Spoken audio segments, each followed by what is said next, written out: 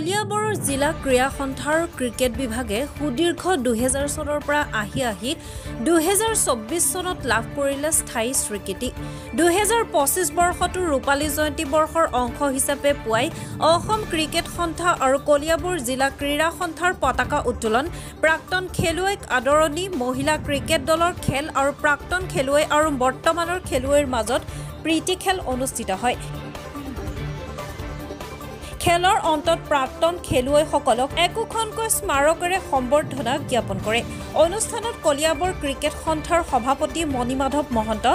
সমজিলা আয়ুক্তা লিজা তালুকদাৰকে প্ৰমুখ্য কৰি বিশিষ্ট ব্যক্তিসকল উপস্থিত থাকে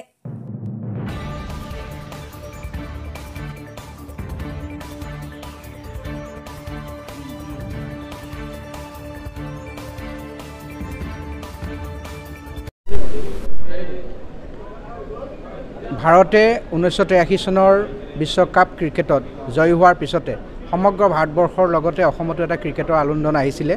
আৰু সেই অনুসৰিয়ে কলিয়াবৰতো 80 দশকৰ প্ৰায় অনানুষ্ঠানিকভাৱে ক্ৰিকেট খেলা বহুকেইজন মানুহে আৰম্ভ কৰিছিলে আৰু তাৰ পিছৰ প্ৰায় লাহে লাহে কলিয়াবৰ জিলা ক্ৰীড়া সন্থা গঠন হোৱাৰ পিছত কলিয়াবৰ জিলা ক্ৰীড়া সন্থাই আন্তঃ ক্লাব ক্ৰিকেট প্ৰতিযোগিতা অনুষ্ঠিত কৰে আৰু তাৰ পিছত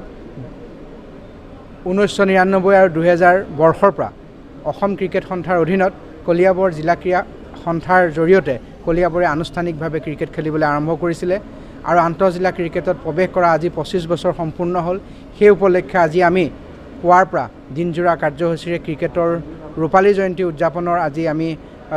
অনুষ্ঠান আয়োজন কৰিছোঁ ইয়াত আমাৰ মহিলা ক্ৰিকেট খেলুৱৈসকলে খেল প্ৰদৰ্শনীমূলক খেল আগবঢ়ালে প্ৰাক্তন যি 70-75 বছৰ বয়সীয়া সকলো আহি পেলাই আজি ক্ৰিকেট খেলিলে যিসকলে এসময়ত বেট বল হাতত তুলি লৈছিলে আৰু অনাগত দিনত আমি অসম ক্ৰিকেট সন্থাৰ অধীনত আমি এটা স্থায়ী স্বীকৃতি লাভ কৰিছোঁ আমি আশা কৰিছোঁ কলিয়াবৰৰ পৰা ভাল ক্ৰিকেটাৰ ওলাব ৰাজ্যিক পৰ্যায়ৰ ৰাষ্ট্ৰীয় পৰ্যায়ৰ ভাল ক্ৰিকেটাৰে অনাগত দিনত আমাৰ কলিয়াবৰ আৰু তথা অসমলৈ সুনাম কঢ়িয়াই আনিব বুলি আমি সংগঠকসকলে সেই পৰিকল্পনা লৈছোঁ ৰূপালী জয়ন্তীৰ পিছত আমি সোণালীৰ যাত্ৰা আৰম্ভ কৰিম বুলি আশা প্ৰকাশ কৰিছোঁ আৰু অহাকালিৰ পৰা 10টা ক্লাবৰ অন্তৰ্ভুক্তিৰে Assam premier club league championship অনুষ্ঠিত হ'ব এই খেলতো আমাৰ প্ৰায় 300 অধিক খেলুৱৈ অংশগ্ৰহণ কৰিব আমি আশা কৰিছোঁ এই খেলৰ জৰিয়তে নতুন খেলুৱৈসকলে নিজৰ প্ৰতিভা বিকাশ কৰাৰ সুযোগ পাব আৰু আমি ক্ৰিকেটক অনাগত দিনত অসমৰ মানচিত্ৰৰ বুকুত এক সুকীয়াকৈ প্ৰতিষ্ঠা কৰিব পাৰিম